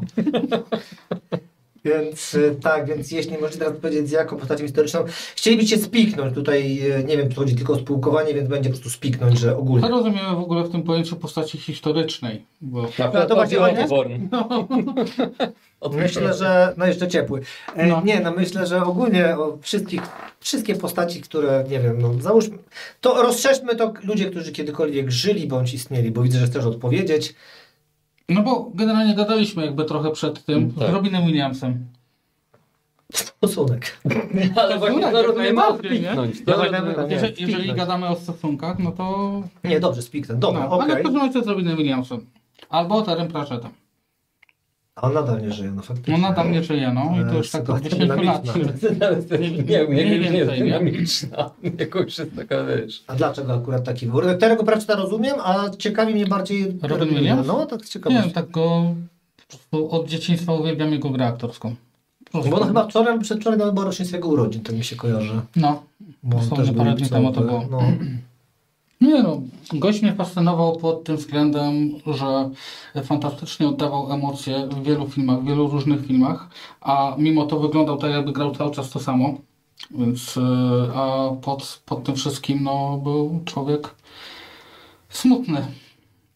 Tak, to I jest to, prawda. I to przerażony tym, w czym żyje, nie? A jednocześnie potrafił robić wiele fantastycznych rzeczy, nie? Taki, wiesz, poznanie takiego człowieka, pogadanie z nim i zrozumienie, z czego to wynika, na ile on potrafił się maskować, czy on się cały czas maskował, czy się nie maskował, czy to wszystko było takim jego naturalnym bytem, i przy tym jak z tobą rozmawia, w jego głowie i tak pędzą straszliwe demony cały czas. Nie, no kurczę, w jakimś sensie mnie fascynuje, ja po prostu go też uwielbiam jako aktora. No jest moim ulubionym aktorem, tak? No ktoś mnie pyta, ulubiony aktor, mówię od razu Robin Williams, no. Może Okej, dlatego. to nie wiedziałem, widzisz? Po co No. się otworzyłeś? Mikołaju? To dobra, no to teraz powiedzmy tak, jeżeli to miałaby być jakakolwiek osoba, która żyła kiedyś, tak? Jeśli nie żyła, to będzie ci trudniej ją wybrać, wiesz? Nie. Ale no to wiesz, no to jakbym to może zabrzmieć łzawo, ale to bym się chciał na przykład, nie wiem, spotkać z moim ojcem albo moim dziadkiem, nie? Aczkolwiek nie jest to postać znana, ale No to mi przeszła znana, do wystarczy, historii, nie? No, nie? to Mi już To znana. mi wystarczy, nie? Więc na przykład to, a jeżeli mówimy o jakieś takie, no to na przykład, gdybym się mógł spotkać z jakąś postacią historyczną, głupio to zabrzmi, ale na przykład z Elvisem Presleyem bym się chętnie spotkał, po prostu pogadać. To jest prymitywne, bo... Ale z nie- którego okresu? Bo tak z ciekawości, ja wiem, że to głupio, wiesz o to chodzi, tego tak? ziemniaczanego okresu, czyli już kiedy był, już dużo przeżył i No bo wiesz, właściwie wiesz, bo to w sumie Tak. był zupełnie inny człowiek, nie? On był zniszczony po prostu, tak. nie? I ja bym się wtedy go zapytał, no chłopie, czemu, nie? Czemu te ziemniaki tak lubisz? A no mówię, głupie, bo pewnie ktoś by właśnie powiedział, a chciałbym się spotkać, nie wiem, z Albertem Einsteinem, zapytać go o coś. Dobra, to na przykład typnę, to bym się chciał spotkać z Jezusem. A to jest bardzo przewidywalne u ciebie, jesteś podobny do niego. To ty... Bardzo podobny, no czarne włosy, nie? No, bardzo podobny, faktycznie. A wiesz jak wygląda? Przecież to był gość z Palestyny, No, nie z Katowic. no na pewno wyglądał tak jak ty. No na pewno, dokładnie, to tak myślę, nie? No ale dobrze, no to... Albo na przykład w historii, no to mógłbym się spotkać z takim austriackim malarzem i powiedziałbym mu maluj, zostań przy tym, to jest świetne. To No to ja kurde, ja właśnie się bałem, że teraz jak zacząłem zadać pytanie, że znowu mnie idiotycznie zadacie i chciałem swoje scedować na pana Janusza Korwina-Mikke, No, żeby mógł spytać się, czy wiedział, nie? no ale jeszcze żyje. Nie, żeby mógł spytać tego, o kim mówisz. Bo on zawsze twierdzi, że nie wiedział, więc mógłbym w końcu spytać, tak. czy pan wiedział, nie? No tak. I by usłyszał o czym, no i sprawa by się rozwiązała. No ale to, ale wybierz jedną osobę, bo ty jednak ciebie trzeba ograniczyć. Dobra, Jedna z jedną osobą, no to chyba z moim dziadkiem, o. Jezu, I co? masz, i tyle. No, A czy ty po chciałbyś się prostu. spotkać z dziadkiem? Z jego dziadkiem? Tak, bo wy znacie historię, no tak. No. No. Nie, z tym akurat już nie muszę. Opisałem jego historię i mi wystarczy, to nie. To już niech sobie grzecznie tam leży i... A z kim ty byś się spotkał? No właśnie. Pajak narcystyczny z sobą. Ale jesteś postacią martwą. Chyba, że... Nie, to... Wewnątrz człowieku! Ja sobie 0 dałem na początku. 0,7 było szczytem moich możliwości. Jestem martwy w środku. Chłopie, kuźwa. Nie wiem, właściwie... Kurde, no po Adolfie to już sobie tak daliśmy poprzeczkę, że chyba mi tylko został Felix Dzierżyński, nie? Bo on, bo to też jest taka ciekawostka. Wiesz, Myślałem, że Kononowicza walnie, że... nie, ale wiesz, kiedy Felix podpisywał wyroki śmierci, bo to jest fascynujące, o tym ludzie nie wiedzą. On cierpiał na chroniczną bezsenność, która prowadziła do bardzo sporych bólów głowy i on wszystkie wyroki podpisał o 4 rano. Jeśli miał podpisać wyroki śmierci, podpisał o 4 rano, już był tak wkurzony, że dobra, to jest ten moment, nie? Więc, nie, ale... Ja nie spałem, to ty sobie pośpiesz chociaż. No, to już ciach bajera. piachu i tyle, nie? Się tam, ale nie, no powiem szczerze, bo no mówię, nie chciałem, specjalnie nie patrzyłem na to pytanie, żeby nie pomyśleć, żeby być w tej samej sytuacji co wy, ale no widzisz, no ja nie jestem taki błyskotliwy, nie? I nie wiem, no z Ale kim. to jest coś w tym, nie? Zawsze jak mu odbijamy piłeczkę na to same pytanie, on nie wie, Nie co wie, ma co ma powiedzieć. powiedzieć. Nie, bo wy zaskakujecie... Tak, to taki To pysk. zaskakująco mam inteligentny, po prostu Nie, no ja wbija bym się to chciał chwilę, nie? spotkać stary z samym sobą, no bo mnie to by rozbawiło. Ja nie mam, po prostu ja nie mam potrzeb takich. Ale Ja z nie odczuwam... samym sobą, Ale my dobra. też nie mamy takich Nie, bo ja nie mam potrzeb, potrzeby ale spotkać się skoro z nikim generalnie. Jakbyś zadać mi pytanie i akurat, kurczę, tak, tobie bym tego Robina Williamsa ukradł, bo to jest fajny pomysł, wiesz o co chodzi? Przez to, że powiedziałeś pierwszy, bo jakbym musiał sam wymyślić swoje, to bym sobie kogoś tam wymyślił, jakiegoś bzdurnego, wiesz, szalonego, nie wiem, kapelusznika, który coś odstawiał, no. Na tej zasadzie, ale generalnie nie mam takiego pragnienia, żeby z kimkolwiek rozmawiać, więc czy był historyczny, czy nie był historyczny. Kurde, naprawdę bardzo społeczna jednostka. No bądźmy szczerzy, no z kim chciałem pogadać, to już pogadałem, nie? Ale jakbyś z samym sobą, to w takim razie z jakiego okresu samym sobą? Skoro pytałeś mnie z jakiego okresu z Elvisem, z jakiego okresu z samym sobą byś się chciał spotkać? I czy to byłoby I co miłe byś- spotkanie, i co czy byś skończyłoby się sam sobie Nie, mordowiciem? właśnie, powiedział. właśnie sobie zweryfikowałbym siebie wtedy, bym się spotkał z sobą z tej samej sekundy i spytał, po jakiego ciula ty się chcieli ten spotkać? Tak fair, no powiedz mi człowieku, bo my naprawdę nie mamy o czym gadać, nie? To myślę, że tak. Nie, no, autentycznie ja nie odczułem potrzeby się z nikim spotykać. Ja myślę, żebyś się spotkał z samym sobą sprzed 10 lat i wiesz co, wspinaj się po tej drabinie przejścia wyżej niż na te 0,7. Może, no nie wiadomo, no. Ja nie mam potrzeby spotkania z nikim, utnę to po prostu. Ja nie mam. Dlatego, jakie jest twoje duchowe zwierzę? To jest kolejne pytanie. I kim się identyfikujesz, gdybyś zginął i mógł wybrać wcielenie? No to ja tu wybiorę pierwszy kamieniem. Takim, który kogoś trafił w głowę. Proszę bardzo. Pasuje? Czy siebie wypikuję. To jest twoje duchowe Tak, zwierzę. tak chciałbym. Duchowe Tak, zwierzę. kamień jest duchowe zwierzę. Może nie odróżniam zwierząt. Jakiś problem? To jest jakieś, tak przed chwilą o Paralimpiadzie, ja akurat tutaj startuję w takiej z wiedzy biologicznej. No to postawiłeś poprzeczkę w ogóle podatkową.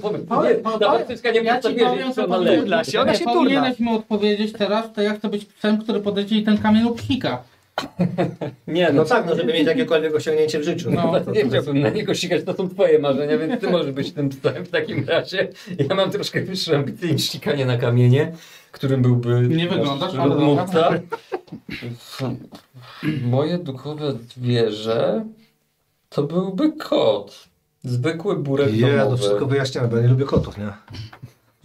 Koty ciebie też nie lubią No pewnie. całe szczęście, nie? Wszystko Nie, się bo zgadza. przychodzą do mnie te dziady zawsze, które tak drażni, ale nieważne, mówmy o Mikołaju. No, kot. Jakiś konkretny czy dachowiec? Mówię, zwyczajny szary burek dachowy. To jest moje duchowe zwierzę i to odzwierciedla mój charakter i wszystko. I gdybym się miał reinkarnować, to chciałbym być kotem, ale takim, który jest przygarnięty przez typowego kociarza, nie? Żeby mieć dobrze, że A wiesz, nie, to że jak będę miałem się- wychwalany w tym Jak domu. miałem cię nie? reinkarnować, to nie jako kamień, a jako żółwia szczurowaty. To jakby się miał reinkarnować. Ale żółw ninja chyba. Nie, żółwia szczurowaty, on ma 3 tony nacisku płyt rogowych, to jest fajne zwierzę.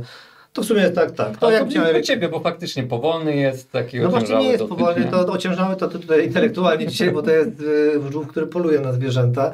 Nie może się schować w skorupie, bo tak jest za duży, tak jak ja niestety na swoją skorupę. Dlatego A jest agresywny. To jest jeden na z jakie skorupów zwierzęta powodek. poluje? To są, rozumiem, bardzo szybkie jednostki, tak? No na przykład na pływające Szamota. zwierzęta. Nie no, on ma bardzo duży wyrzut głowy. Polecam audycję, którą kiedyś prowadziliśmy. Mogę ci, Kolejna wspólna cecha. no, mogę ci wrócić zaraz, kolego, tutaj. Nie, to jest bardzo fajne zwierzę. Dość agresywne. No, To jest kolejna. Tak starałem się szukać kogoś, wiesz.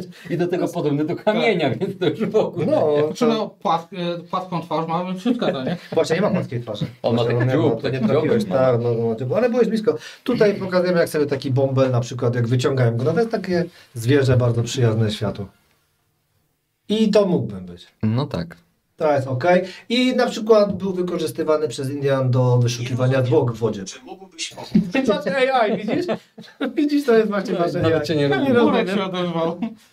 Jeszcze raz Fajnie. był do wyszukiwania zwłok, Indianie tak? wyszukiwali im zwłoki pod wodą, jak byli topielcy, bo w wodzie czują. Czyli też swoje, kolejne swoje Wszystko to robię, wszystko, zainteresowania. wszystko co w wolnym To- czasie robię, idę sobie na ształbajry i szukam Poszukaj penatów. No, zwłok.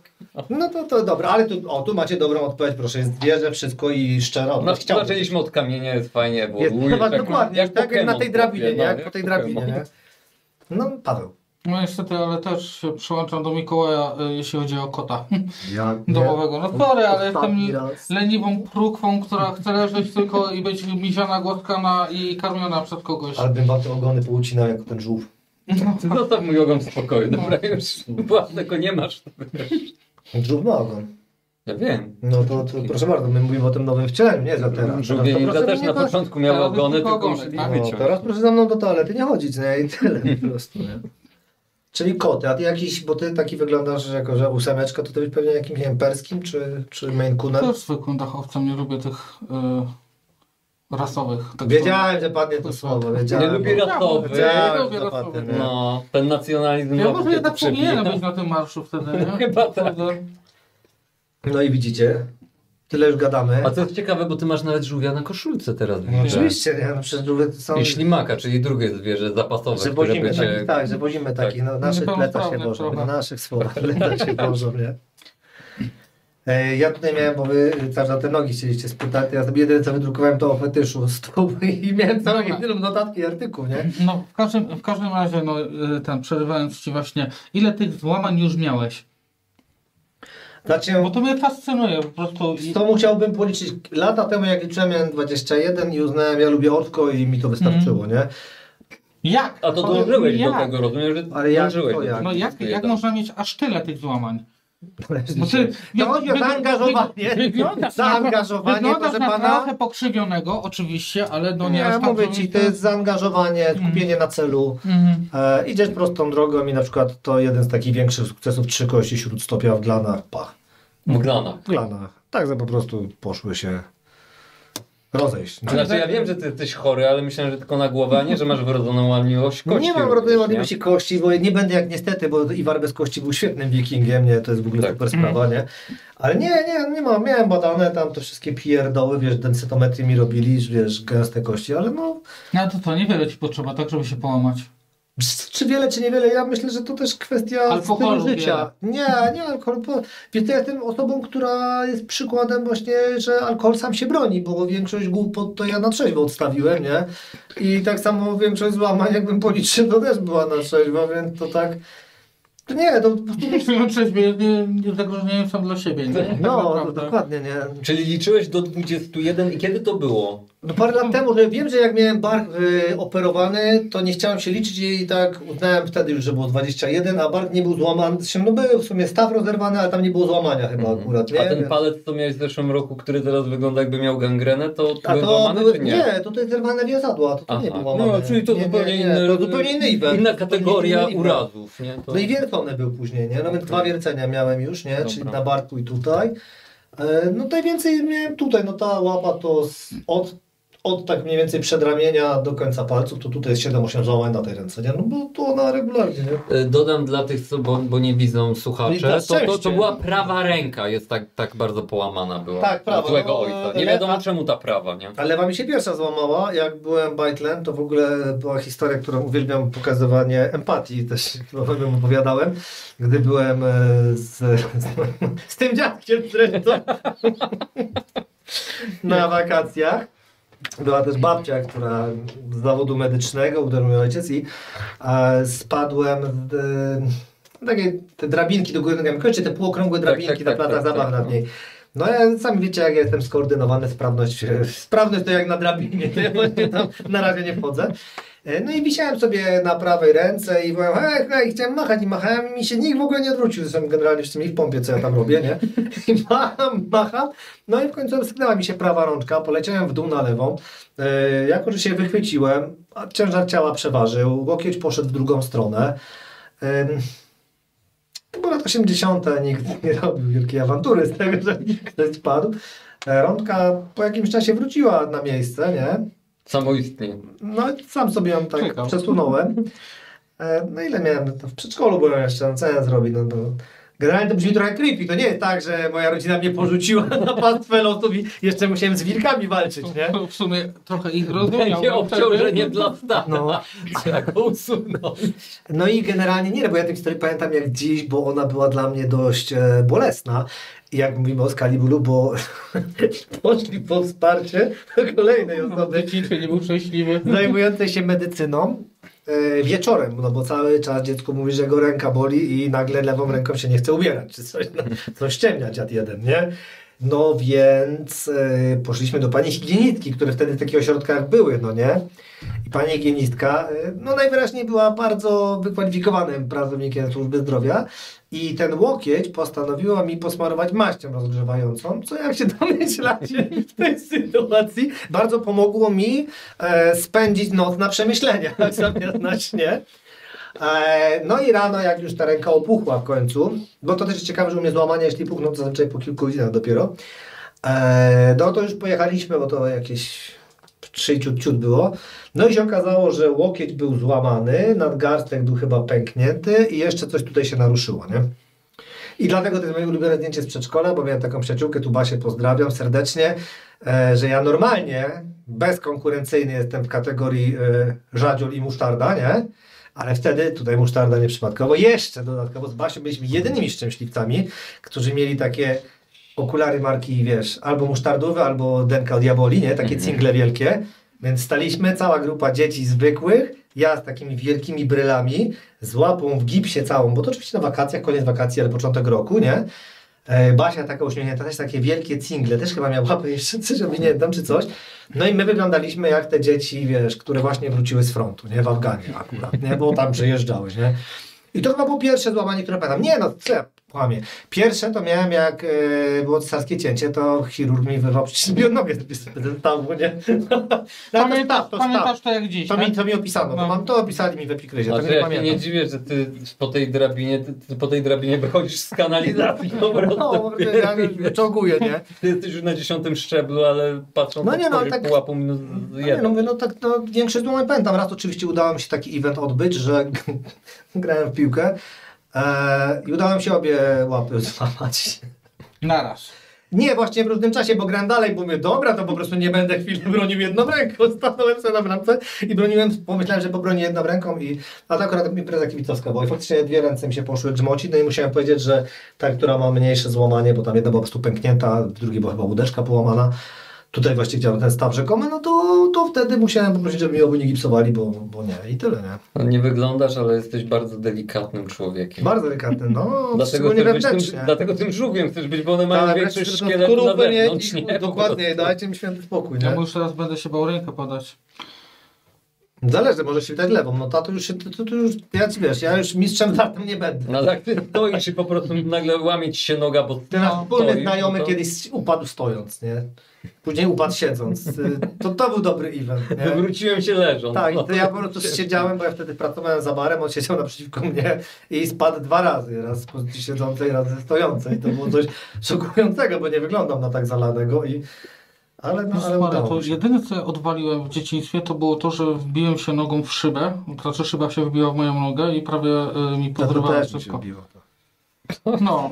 Nie, no, Tak, To był jeden, kurde, ja po prostu się czuję tak, wiesz, jakbym nic nie przeżył. z tak, tego ja mam rzeczy, przecież nie? bliznę mam na dole stopy, bo na ten płyn na szkło. Tu mam bliznę po gwoździu, bo mi się wbił w łydkę, a ktoś mnie, to też w ogóle, no, ja zawsze byłem bardzo ogarnięty. Stałem w górach przy płocie, jeszcze wiesz, w jakichś płot cię spodniach zaatakował, dresowych. tak?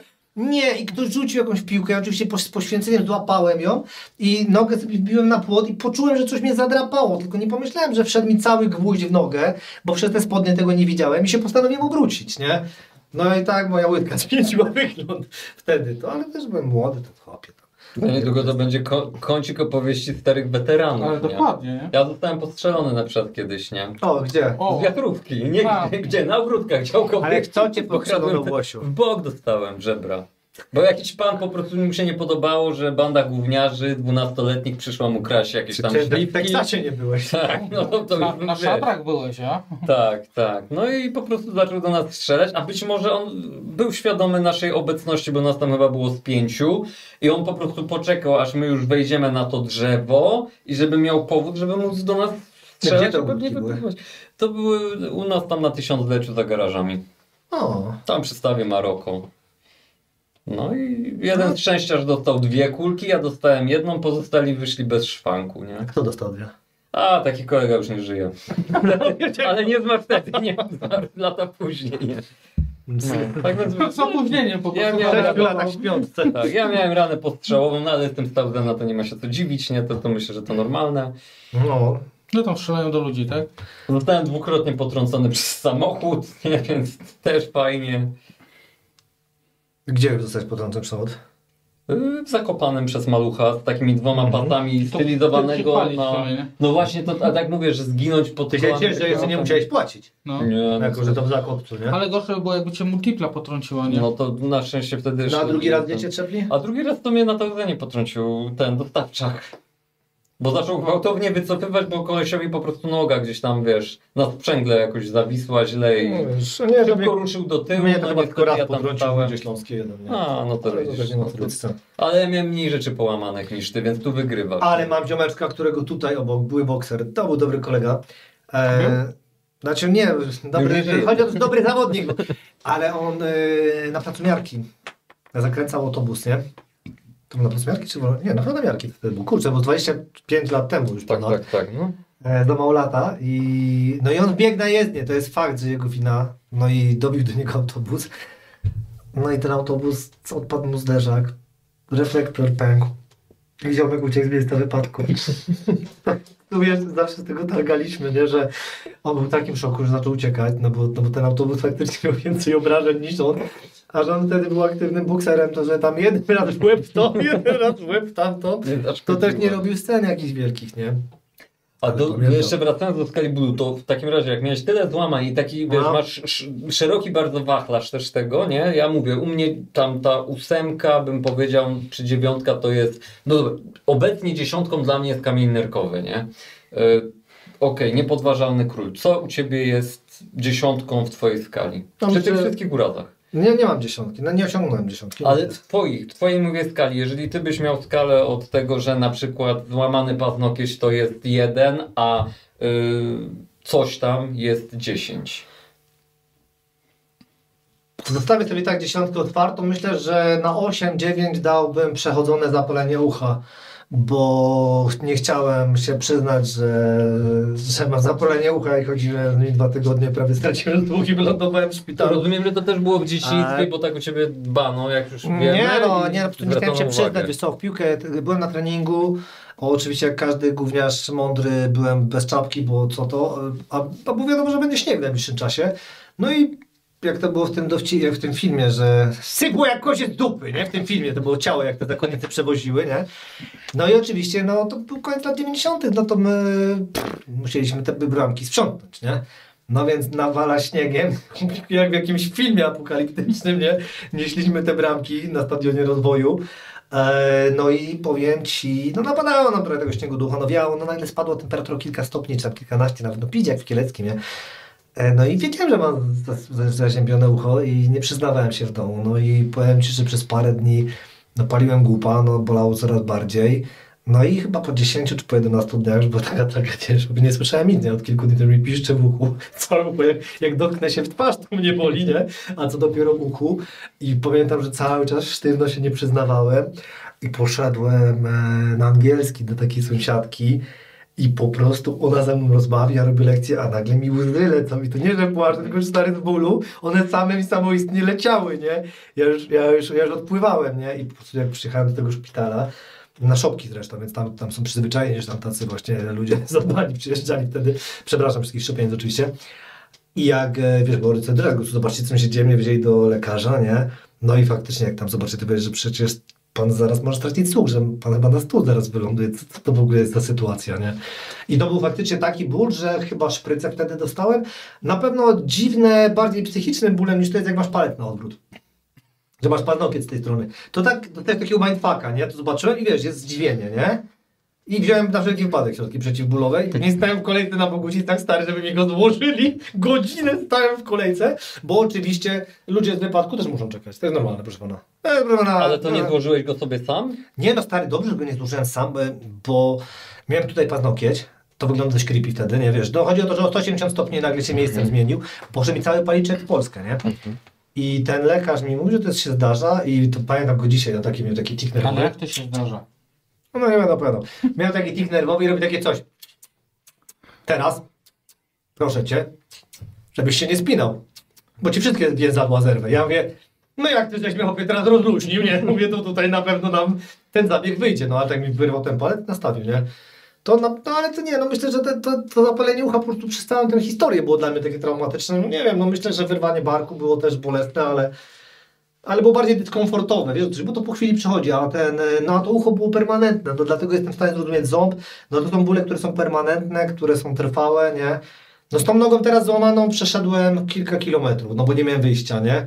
Jak złamałem w 3 miejscach, to dobiegłem na autobus, bo był ostatni z leśniczówki do domu, no to nie miałem wyjścia, to trzeba było sprintem podbiec i już w autobusie po prostu się położyłem, nie? No bo już nie było wyjścia, ale no to ucho myślę, wiesz, jakbym miał tak ocenić, to chyba serio ucho. Okej. Jestem w stanie uwierzyć też w wyrostek, bo odpukać nie miałem, nie? Ale no myślę, to ucho pamiętam, że to było takie, że no to autentycznie, to był z do oczu, to coś było. Teraz ja się patrzę w lustro i że lecą ci, to już wygląda dziwnie, nie? No i odpływasz, nie? No już tak faktycznie mi odcinało światło już, nie? Że tak, jeszcze tak wiesz, resztkami sił kumałem, co się dzieje, nie? A te takie mówię, załamaniowe, uderzeniowe, no większość jest po prostu dziwna, nie? Jest to później dyskomfort po chwili, nie? Złamanie nosa jest na pewno nieprzyjemne, ale to też jest chwila tak naprawdę, nie? Tak, no. Jest chwila, moment i przechodzi, nie? też nie ma co robić. To tak z każdym złamaniem jest. Jak staw ci się rozleje, to najgorzej jak gdzieś się w nocy wysikać, bo to jest dyskomfort, nie? Także jak miałem staw rozlany, to też zapomniałem pójść do lekarza, bo myślałem, że no nie, no byłem z inną sprawą u lekarza i ja mówię, a panie, bo pan jest taki cały czas połamany, czy pan jeszcze coś, jakieś zgłoszenie ma? Ja mówię, w sumie u traumatologa byłem, co jest idealny lekarz dla mnie, nie? Ja mówię, a wie pan co, a ostatnio jak tak w nocy staję się załatwić, strasznie mnie kostka boli, nie? Mówię, ale a mówi, no i co dalej? No, mówię, no jak rozchodzę, jest okej, nie? A wie pan, co ja panu tutaj zrobił USG? Patrzę, czy pan ma staw rozlany? Ja mówię, no to przynajmniej wiemy, czemu boli, nie? No to wszystko się wyjaśniło, nie? No i no to tak, ale nie, ucho. No to jeśli tak kończąc, ucho największy ból, tak strzelam. Powinieneś mieszkać w ośrodku jakimś po prostu zdrowia. Znaczy ja się nie nadaję, no stary z tą nogą też sobie przychodzę normalnie do tego szpitala jak człowiek, nie? I przy mnie jest pani, widzicie, to jest moje pierwsze złamanie. No i wiesz, i musisz empatię okazać temu nowicjuszowi, nie?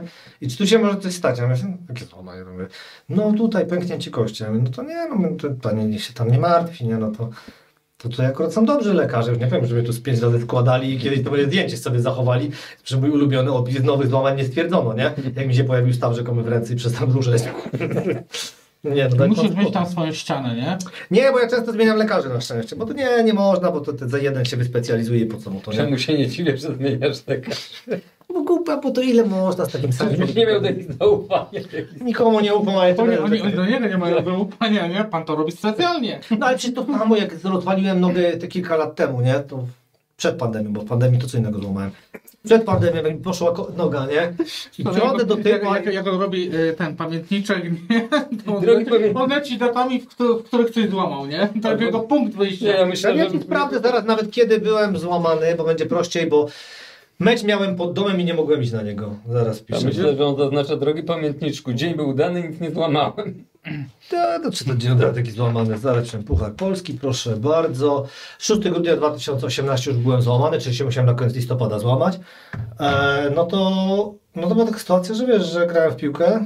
To świadczy tylko, że nie powinien grać w piłkę, nie? Tak bądźmy właściwie szczerzy. Bo Moim to zdaniem nie powinieneś w ogóle z domu wychodzić. Dosłownie 2 miesiące przed tym złamałem nos grając w piłkę i później na Satyricona jechałem jeszcze z akredytacją, że musiałem maskę na sznupę kupić i jak rozmawialiśmy, czego nie wolno wnosić na koncerty, to wszystkich tam przeszukują, no a ja miałem taką torbę taką zawieszoną przez ramię i koleś mi sprawdza tam i mówi, co pan tu ma? Ja mówię, tampony. Po co pan tampony? Ja mówię, mistrzu, że mam nos złamany. Mówię, no ja nie będę wychodził przecież z koncertu, bo nie mam na takie pierdoły czasu, nie? No i później jak tą nogę złamałem, no i gość mówi, coś pan stało? Ja mówię, no złamanie, nie? On mówi, nie, no niemożliwe, jak to się stało, że złamanie? Ja mówię, no skoczyłem do piłki, główka, usłyszałem trzask, mówię, no to może będzie staw. Ja mówię, staw też, to na pewno, ale mówię, kość, bo czuję, mówię, że tutaj, bo tu inaczej zupełnie jest inny dyskomfort, nie? No skąd pan? Ja mówię, panie, no ten staw mam już, nawet naprawdę już nie leczę, bo to się mija z celem, nie? Ale mówię, złamań miałem tyle. Ja mówię, nie ma pan złamania. Ja mówię, panie, mogę sobie dokitać spokojnie do tego RTG, bo to nie jest daleko, będzie szybciej, załatwimy to jednym razem, nie? No i wracam, a on, niech pan mówi prawdę, jak to się stało. Ja mówię, proszę pana, jaki ja mam cel w kłamaniu, bo nie jestem pewien, nie? Jeszcze wiesz, przedtem grając w piłkę, byłem całkowicie trzeźwy, więc jeszcze był pijany, to jeszcze miał był usprawiedliwienie. Ja mówię, jaki mam cel w kłamaniu? No nie wiem, bo to nie mógł pan tak zrobić tego. Ja mówię, żona, mówię, założy pan w karcie, że raczej łamie się dość regularnie, to myślę, że tak może mi pan zaufać. No ale panu kość w poprzek poszła i odpadła. Ja mówię, no, bo to awulsyjne złamanie kostki z tyłu. Ja mówię, no co ja panu powiem, nie? Skąd ja mam to wiedzieć? Poszło, to poszło, nie? Ale to pan na pewno inaczej zrobił. Ja mówię, mam nadzieję, że skupimy się już, mówię, na gipsowaniu i będę mógł stąd wyjść, bo... Ja bym się go zapytał z ciekawości, to przepraszam, jaką pan ma teorię? Nie, no ja już nie chciałem go pytać o hipotezę, tylko spytałem go, czy długo już w tym szpitalu jest, bo mówię, ja go tu pierwszy raz widzę. I mówię, czy może chcę sobie po kogoś zadzwonić po prostu, nie? Zobaczę, kto mnie ostatnio na karcie składał, bo mówię, no nie dalej jak 2 tygodnie temu to mi nos składano. Ze 2 miesiące temu to mi nos tu nie w pobliżu składano. I to w ogóle była historia, bo składała mi go dziewczyna, patrzę na nią, wiesz jak to jest. To jest tak jak kiedyś przyszedł mój syn do genetyka i genetyk mówi, że no, pan się dziecka nie wyprze, no bo jest ten trójkąt. Po nosach, oczach to rozpoznajesz, nie? I stary, wchodzimy, to oczywiście jak złamałem ten nos, podwiózł mnie ziomek i to też wyglądaliśmy świetnie, bo przejechaliśmy dobrej jakości autem w dresach, w piątkowy wieczór, ze złamanym nosem i graliśmy w piłkę, nie? No oczywiście wiarygodność 300%, nie? No i tak patrzę, to dziewczyna ma taki charakterystyczny nos, no i tak patrzę, kto to jest, nie? Głos, nos, wszystko, nie? No i później się okazało, że jej ojciec mnie składał na ortopedii, ona mi składała nos, a jej brata znam, nie? I tak się okazało, że mało tu jest tych lekarzy, już ortopedów, z którymi nie mam kontaktów. Postanowiłem zbastować i dać sobie spokój. Może zmień miasto. Wiesz co, Poznasz nowych ludzi. teraz mieli składać, bo akurat był tam ostry dyżur. Teraz na szczęście już nie robią takich wygłupów, że trzeba za granicę jeździć, nie? Ja bym zatytułował dzisiejszy odcinek, czy można się złamać na drabinie szczęścia, bo coś No będzie. popatrz, ja miałem wakacje od myślenia, ale czy można, to będzie długi tytuł. A ściągnę się z nagrania. Pewnie. No to co, czy chcieliście coś dodać? Godzina 20, panowie. Ja myślałem, że po Serio? 15 minutach, że po 15 minutach skończymy, a tu jest... No. Idziemy na rekord, kurwa. Idziemy na rekord. No to teraz ale ty nie masz żadnych Nie, złamań. nie ma żadnych A Ja w chociaż ogóle... ząb ci się nie ukruszył. Nie. Nie? Nie, raz dostałem w pysk i mi się ukruszył. A, no. Od jakiegoś ziomka, który był z Polonii. Fajnych masz ziomków. Ziomka, AI by mi tego nie zrobiło, widzisz? Nie zrobiłoby mi tego. One ci zrobi gorsze rzeczy, ty sobie to zobaczysz. No, co robić jesień średniowiecza? No. I to jest z mózgu. Ja przynajmniej jestem dla niego miły i nie będę na pierwszy ogień szedł. No. Tak. No, Się kurwa zdziwisz jeszcze. ja tam nie wiem, czy ja bym chciał na pierwszy ogień. Nie wiem. Woli, żeby ci połamał. Tam wiesz, nie. Przyzwyczajone. Przyzwyczajone. To jest jak na tym memie właśnie z Predatorem, który patrzy na uciekającego człowieka i ma te czerwone punkciki. Tak. Jakby na niego się skierował, to też szybciej zdechnie i że... No, Nie ma dobra, sensu. nie ma co marnować amunicji. No. Nie? Dobrze, tak się pośmialiśmy ze mnie w końcu. Bardzo fajnie, no. To był udany odcinek. Optymistyczne akcenty były. Tak, życzymy wszystkim mało złamań. Mało złamań. Po twoich urodzinach się myślę już spotkamy. Bo ty niedaleko masz. Pewnie tak. No, Niedaleko, to już za chwilę właściwie. trzeba by spróbować te wakacje jeszcze wyrobić cię. No, Bo chciałbym przeżyć wakacje i urodziny, a potem niech się dzieje co chce. jak przeżyjesz, to będzie 10 na drabinie. Nie, myślę, że będzie solidne 7. Czemu? Spadniesz z 8? Hej, przyjacielu! To... 2 tygodnie urlopu z dzieckiem, no to wiesz. Przykro się mi zrobiło. To nie, kończmy, bo ja chciałem Tak. zostać żonie z 8. Tym smutnym akcentem. Tak, i Na subskrybujcie. ten moment jestem 8 cały czas. Tego mi nikt już nie odbierze. To ja teraz będę 9. Bang! Dobra. Nie, gorzej Być nie taką będzie. 9 połamaną, to bym nie chciał w sumie, nie? Żegnam was o ziemble. Do następnej razy. Szczała! Narka.